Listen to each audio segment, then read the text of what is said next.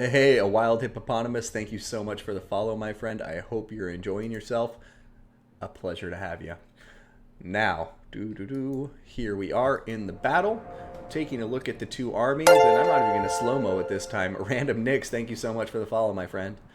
Alright, so we're going to see 2 units of Dark Shards here for the range contingent. We're going to see 3 units of Sisters of Slaughter and 4 units of Bleak Swords. 3 units of Cold One Chariots. Now, these guys are heavy hitters, armor-piercing damage on those missiles. And then we're going to see another chariot here in the form of Malekith. Malekith riding his Razor Scooter chariot into the fight is going to have Soul Stealer, as well as Power of Darkness and Spiteful Conjuration. For the Dowie forces, we're going to see a single unit of gyrocopters with the Brimstone gun up front doing some scouting. And they will be backed up by 4 units of Longbeards. Make that 5 units of Longbeards. We're then going to have 2 units of Miners with blasting charges, as well as 2 units of Dwarf Warriors with great weapons, and 2 units of Miners with blasting charges. He's going to have 2 Thunderers. He's going to have 2 units of Iron Drakes, the Flame Thrower variant. We're going to see 2 Bolt Throwers, and then we're also going to be looking at a Runesmith with Rune of Wrath and Ruin, as well as a Rune Lord with Master Rune of Wrath and Ruin. And that fleshes out both armies. So let's see who comes out on top here between the 2 players. And these gyrocopters of Brimstone guns, they have the mobility advantage, and they'll be able to get some juicy targets. But unfortunately for them, they're going to be so busy dodging the missiles from this Cold One chariot, because the Cold One chariot's missiles are armor piercing, and you know, they'll be able to get a lot of damage done on these gyrocopters if we see them stop getting microed by Pacta. But Pacta so far, I'm doing that backwards. But Amber so far doing a very good job of microing these dwarf units.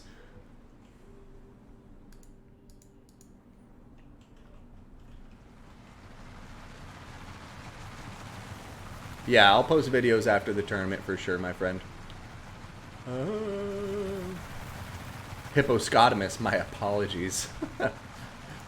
Alright, but yeah, gyrocopters doing some scouting, but it looks like both forces are going to have to angle and move a bit towards each other, as neither of them are in attacking range. And yeah, we'll see what happens from here.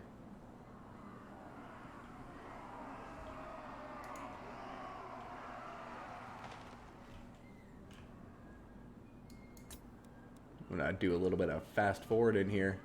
We're going to see this continuing to skirmish. The bolt thrower is going to start firing in, though, and yeah, the gyrocopter's just not getting the best of those skirmish trades.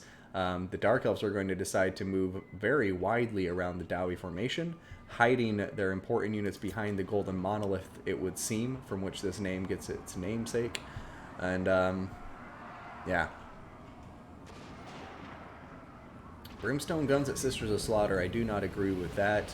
Armor-piercing damage, you want to shoot it at the armor. Definitely recommend the Cold One Knights more than anything. And look at this, they're holding still, and look what happens when they hold still, guys. They just get destroyed by Chariot Fire and Dark Shard Fire, and this is a big problem for the Dowie. They don't want to use this Brimstone gun yet, It's one of those units that, as the game progresses, will become more and more valuable, especially with the bombs on top of blobbed up Dark Elf infantry. Anything like that. It's the only mobile unit the Dowie have, and it could be used to chase off a rowdy Malekith or something like that too. So, Dark Elves moving forward. Rune of Wrath and Ruin going down on top of Malekith, and look at his speed just go down to a crawl. 19 speed makes him a juicy target for some lovely bolts from the Dowie. Meanwhile, we're going to see that frontline engagement go down, and going to see the flamethrowers just start tearing into the Dark Elf infantry. Love to see them start targeting these Sisters of Slaughter, Longbeards, having no problem at all dealing with these Bleak Swords.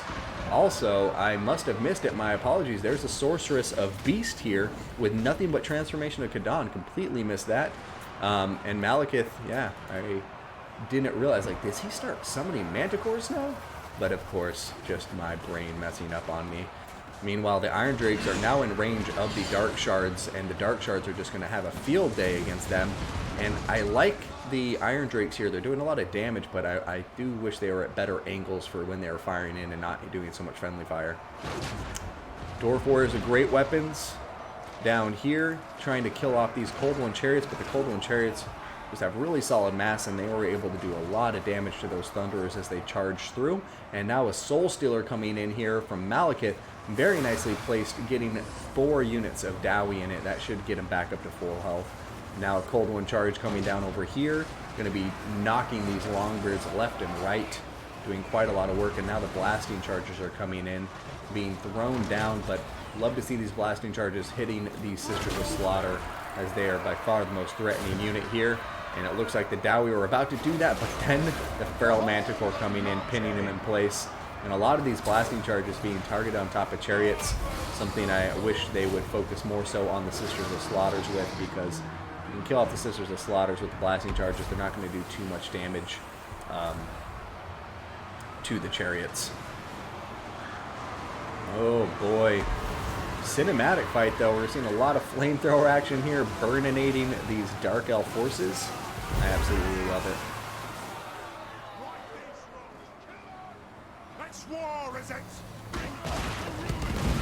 Yeah, balance of power is already a bit in the Dark Elf's favor.